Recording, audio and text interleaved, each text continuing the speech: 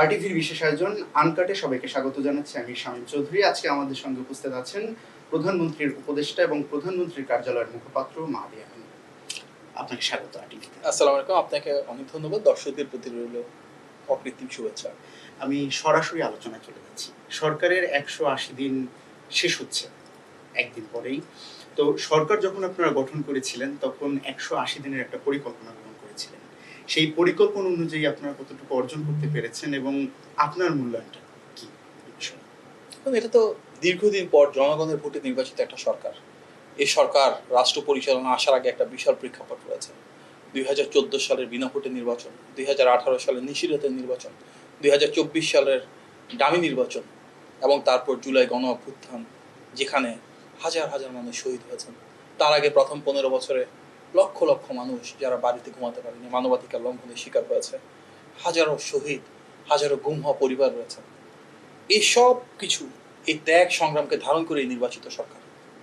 এই নির্বাচিত সরকার একটা অবাধ, সুষ্ঠু এবং গ্রহণযোগ্য জাতীয় নির্বাচনের মাধ্যমে রাষ্ট্র পরিচালনা আসায় স্বাভাবিকভাবেই দেশের সকল শ্রেণী পেশার মানুষের তীব্র আকাঙ্ক্ষা রয়েছে, তীব্র প্রত্যাশা রয়েছে।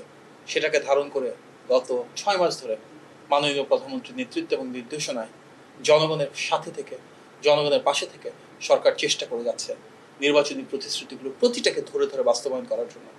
আমরা প্রথমবারের মতন দেখলাম সরকার দায়িত্ব পালনের পর ফার্স্ট ক্যাবিনেটে, একদম ফার্স্ট মিটিংয়ে কিভাবে কৃষকদের সুদসহ ঋণ ১০,০০০ টাকা পর্যন্ত মওকুফ করা যায়, যেটা নির্বাচনী প্রতিশ্রুতি হিসেবে ছিল, সেটি কার্যকর করেছে। যার ফল হিসেবে ১৩ লক্ষ কৃষক ওনাদের ১০,০০০ টাকা পর্যন্ত সুদসহ ঋণ মওকুফ পেয়েছেন।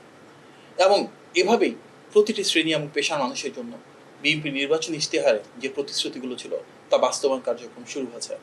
নারীর জন্য ফ্যামিলি কার্ড, কৃষকদের জন্য কৃষক কার্ড, ইমাম, মুয়াজ্জিন, খতিব এবং বিভিন্ন ধর্মের যারা গুরু রয়েছেন ওনাদের জন্য সম্মানী প্রদান, শিক্ষায় প্রয়োজনীয় সংস্কার, কারিকুলামের পরিবর্তন করা, ২২ লক্ষ শিক্ষার্থীর অংশগ্রহণে ফুটবল টুর্নামেন্ট শুরু করা, আমাদের শিল্পের ক্ষেত্রে কীভাবে বিনিয়োগ বাড়ানো যায় সেগুলো নিশ্চিত করা, শ্রমজীবী মানুষকে কীভাবে উৎসবমুখর পরিবেশে ঈদ নিশ্চিত করা যায় সেটা নিয়ে কাজ করা।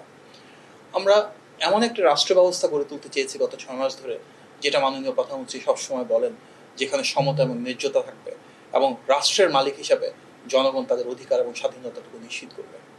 এই ৬ মাসে অনেক চ্যালেঞ্জ ছিল, কিন্তু সেই চ্যালেঞ্জের বিপরীতে সরকারের দিক থেকে একটা বিষয় সবসময় ধারাবাহিকভাবে হয়ে এসেছে, সেটা হচ্ছে মাননীয় প্রধানমন্ত্রীর নেতৃত্বে সর্বোচ্চ আন্তরিকতা, দায়িত্বশীলতা এবং দায়বদ্ধতা। সব জায়গায় যে শতভাগ সফল হয়েছে বিষয়টা তা না, কিন্তু আন্তরিকতা ছিল শতভাগ, সেটা নিশ্চিত করতে পারি। জনগণের ভোটে নির্বাচিত সরকার কতটা ভালো করেছে, কতটা মন্দ করেছে, এটা জনগণই মূল্যায়ন করবে।